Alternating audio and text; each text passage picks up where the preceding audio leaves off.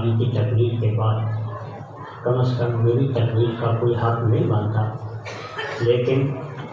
حضرت مولانا مفتی عبدالکریم سعیدی رحمۃ اللہ تبارک و تعالی علیہ کے ہم پہ جو احسانات ہیں، خاص کر میرے ساتھ انہوں نے جو محبت کا رویہ اختیار فرمایا، اس محبت کا حق ادا نہیں کیا جا سکتا، لیکن میں صرف یہ بتا دوں کہ آپ جو اتنے دور دراز سے ساتھی تشریف لائے، علماء کرام تشریف لائے، تو یہ ہم دکھاوے کے لیے نہیں آئے،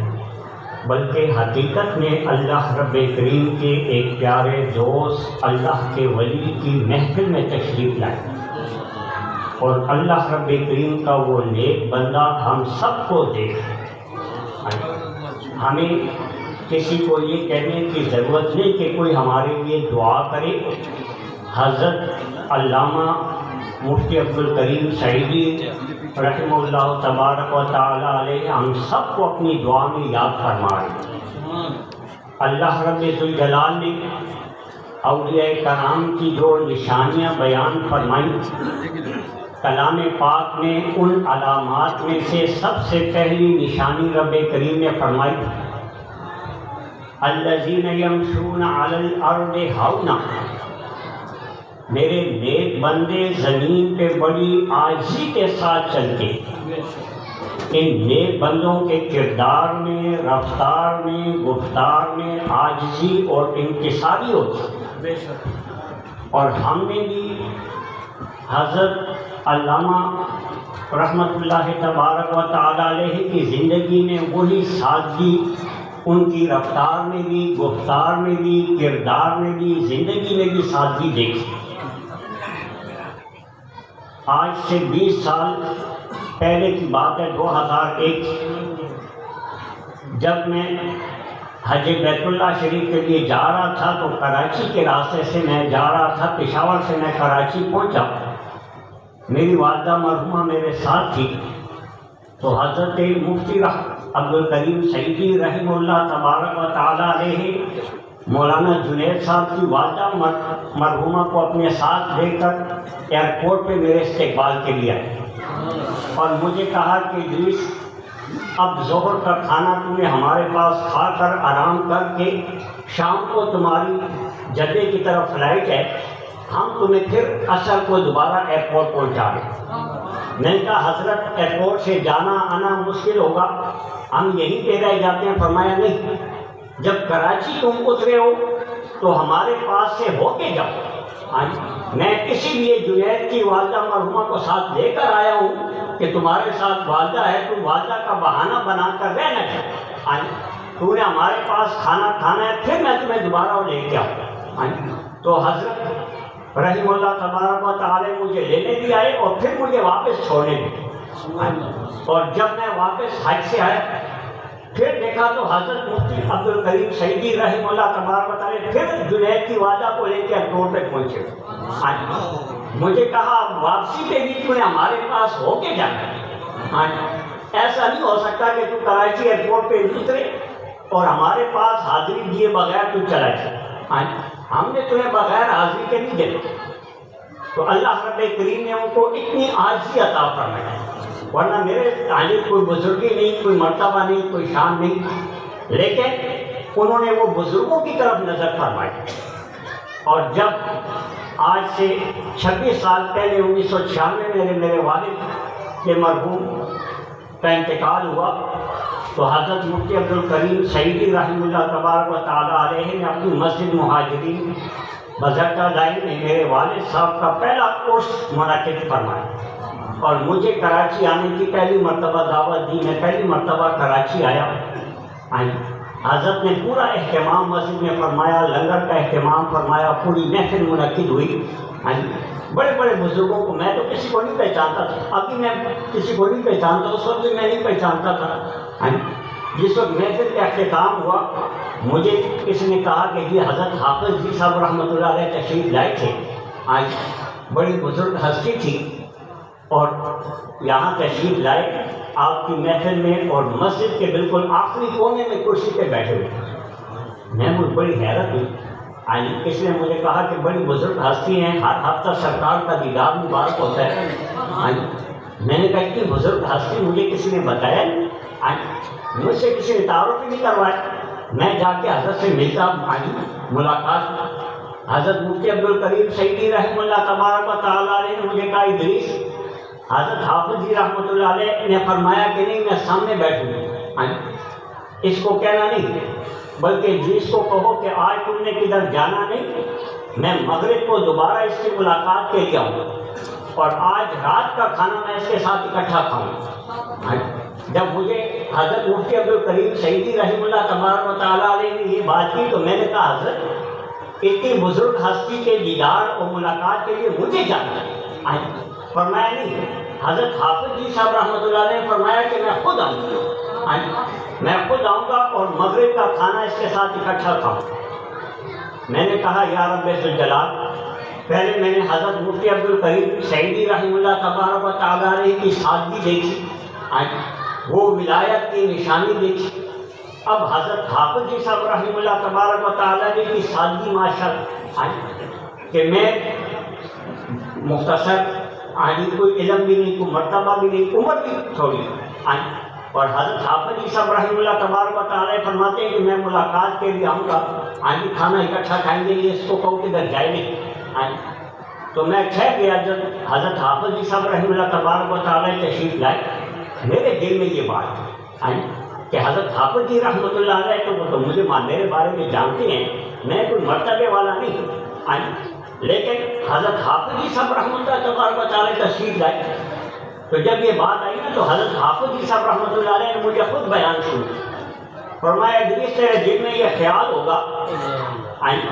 کہ میں اتنا بزرگ ہو کے تیری ملاقات کے لیے کیوں آیا، تیرے دل میں یہ خیال آیا ہوگا۔ میں نے کہا کہ حضرت بالکل میرے دل میں یہ خیال ہے کہ مجھے آپ کے پاس حاضری دینی چاہیے تھی، آپ یہاں دوبارہ صبح بھی تشریف لائے اور اس وقت تو مجھے خبر ہی نہیں،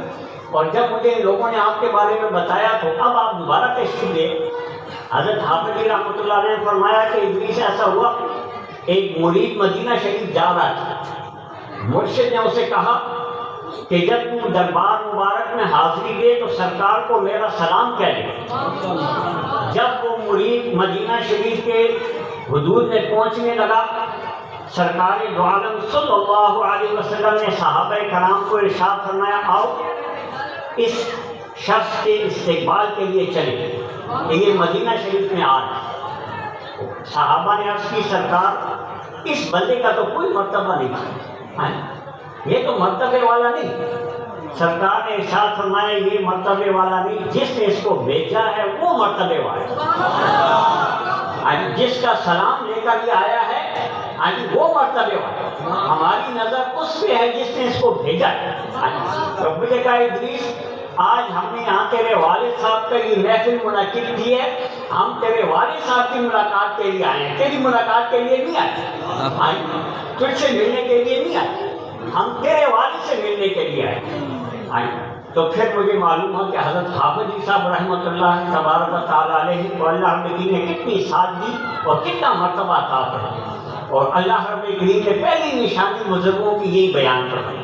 کہ یمشون علی الارض ہونا، اللہ کے یہ نیک بندے بڑی زمین پہ عاجزی کے ساتھ، ان میں غرور تکبر نہیں ہوتا، کوئی یہ معلوم ہی نہیں کر سکتا کہ یہ اتنی بڑی ہستی ہے، اتنے بڑے مرتبے والی ہستی ہے۔ اللہ رب العالمین نے ان کی زبان میں اتنی تاثیر رکھی ہوتی، اور پھر رب کریم ارشاد فرماتے ہیں یبیتون لربہم سجدا وقیاما، اللہ کے نیک بندے راتوں کو اٹھ کر عبادات میں گزارتے۔ میں نے حضرت مفتی عبدالکریم سعیدی رحمہ اللہ تبارک و تعالیٰ علیہ کو آج یہ 11واں عرس ہے، تو میرا ان کے ساتھ تعلق سن 96 سے یعنی 26 سال پہلے ہوا، جب انہوں نے ہمارے والد صاحب کی محفل یہاں پہ منعقد فرمائی، تو 15 سال میرے ساتھ ان کا زندگی میں تعلق رہا۔ 15 سال میں ہر سال وہ 11 ربیع الثانی کو پشاور آتے ہیں۔ ایک سال کسی وجہ سے تشریف نہ لا سکے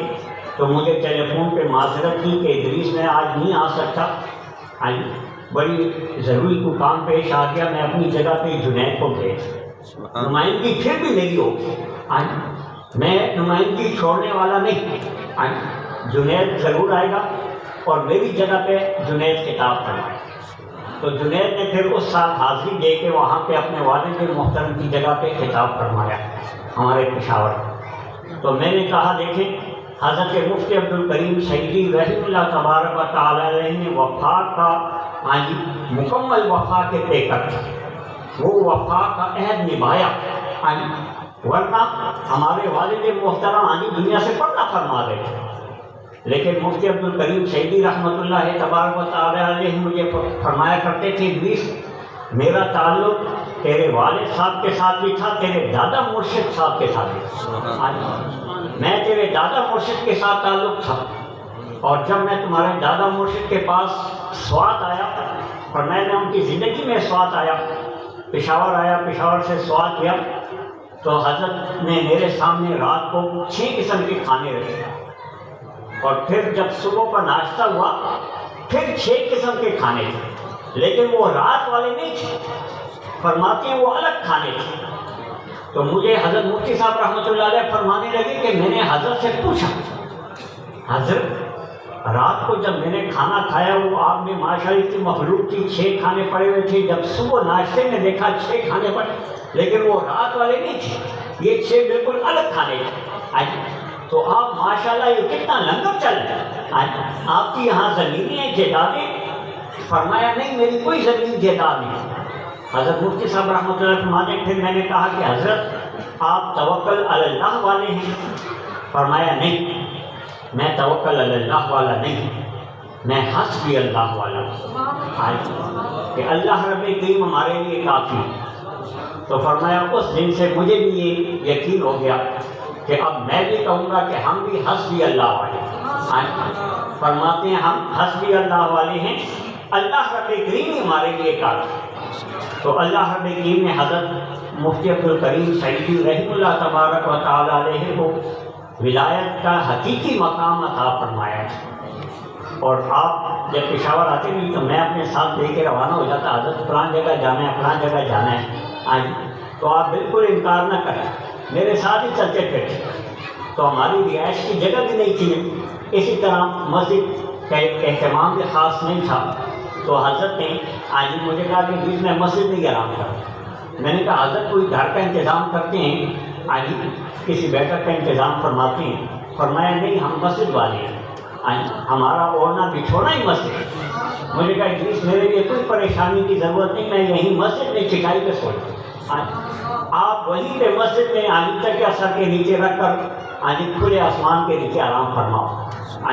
اور مجھے کہا کہ اپنے آپ کو پریشان نہیں کرنا، ہم اپنی مسجد آئے ہیں، اپنی جگہ پہ آئے۔ اور پھر میں نے آپ کی زندگی میں وہاں مسجد کی تعمیر شروع فرمائی، میں نے کہا حضرت دعا فرمائیں گے، مسجد کی تعمیر شروع فرمائی، فرمایا دعا فرمائی اللہ لیکن برکت عطا فرمائے گا۔ جب اگلے سال تشریف لائے مسجد بنی ہوئی تھی، تو حضرت بڑے حیران ہوئے، مجھے فرمایا ادریس یہ مسجد پشاور والوں نے بنائی کراچی والوں نے بنائی؟ میں نے کہا حضرت کراچی میں تو میرا تعلق نہیں، کراچی میں بڑا کم جاتا ہوں، آپ کی وجہ سے کبھی 2-3 سال بعد آ جاتا ہوں، میں نے کراچی میں تعلق نہیں رکھا،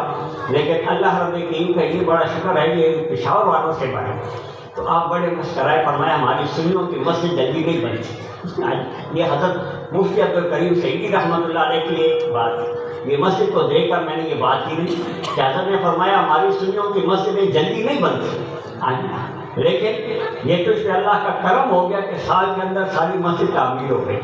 تو حضرت بڑے دعا گو انسان تھے، اور اللہ رب کریم سے ہمیں مکمل یقین ہونا چاہیے کہ ہم کسی کو دعا تو کہیں یا نہ کہیں، حضرت ہمارے لیے خود بخود دعا فرمائیں گے، اور ہم ان کی دعا میں شامل ہیں، اور اللہ رب کریم ہمیں اس کا مرتبہ عطا فرمائے۔ آخر میں اس دعا تک بات کروں نہیں کہ یہ حاضری بہت بڑی مرتبے والی چیز، میں پشاور سے آیا نا جی، ایسے نہیں آیا۔ حضرت بابا فرید الدین گنج شکر رحمۃ اللہ علیہ کا واقعہ میں پڑھ رہا تھا کہ جب حضور غوث پاک رضی اللہ تعالیٰ عنہ دنیا سے پردہ فرما گئے، ان کے صاحبزادہ والی شان نے ان کے مزار مبارک کی تعمیر شروع فرمائی، تو حضرت بابا فرید رحمۃ اللہ علیہ ہندوستان سے تشریف لے گئے. وہاں پہ صاحبزادہ صاحب کو عرض کی کہ میں بھی مزدور ہوں، مسافر ہوں، یہاں خدمت کرنا چاہتا ہوں. آپ نے مزدوری پہ رکھ لی. شام ہوئی، صاحبزادہ نے مزدوری عطا فرمائی. بابا فرید الدین رحمۃ اللہ علیہ نے فرمایا حضرت میں مسافر ہوں، کوئی مجھ سے غائب کر دے گا، چوری کر دے گا، یہ آپ اپنے پاس سنبھال کے رکھیں. جب میں مزدوری ختم ہو کے واپس جاؤں تو مجھے اکٹھی ساری مزدوری دے. صاحبزادہ نے صاحب نے ارشاد فرمایا ٹھیک. آپ مزدوری کرتے رہے. حضور غوث پاک رضی اللہ تعالیٰ عنہ کے نثار مبارک میں آپ نے پورا کام اور خدمت کی. جب نثار مکمل ہو گیا، آخری دن تھا، رات کو سیدنا غوث اعظم رضی اللہ تعالیٰ عنہ اپنے صاحبزادہ کے خواب میں تشریف لائے. فرمایا برخوردار، یہ جو مسافر آیا ہوا ہے اس کو پیسے نہیں دے، مزدوری نہیں دے. آج اس کو کہنا کہ بھائی تم اپنے گھر واپس چلے جاؤ، ہندوستان واپس چلے جاؤ. جیسے ہی تم اپنے گھر جاؤ گے تمہیں مزدوری مل جائے گی. تو حضرت بابا فرید الدین گنج شکر رحمۃ اللہ علیہ جیسے ہی بغداد شریف سے واپس پاکپتن شریف پہنچے، وہ فرید الدین جن کا نام فرید الدین تھا، پاکپتن شریف پہنچے ہی بابا فرید الدین بھائی اللہ رب کریم نے پورے ہندوستان پہ مرتبہ اور مقام عطا فرمایا. تو جیسے ہی انشاءاللہ ہم اس محفل سے اٹھ کے اپنے گھروں کو جائیں گے، اللہ رب کریم ہم سب کو وہ مزدوری اپنے گھروں میں عطا فرمائے. تو اللہ رب کریم سے یہی دعا ہے کہ اللہ رب ذوالجلال ہمیں اس کی پوری مزدوری جاتے ہی عطا فرما دے. وآخر دعوانا الحمدللہ رب العالمین.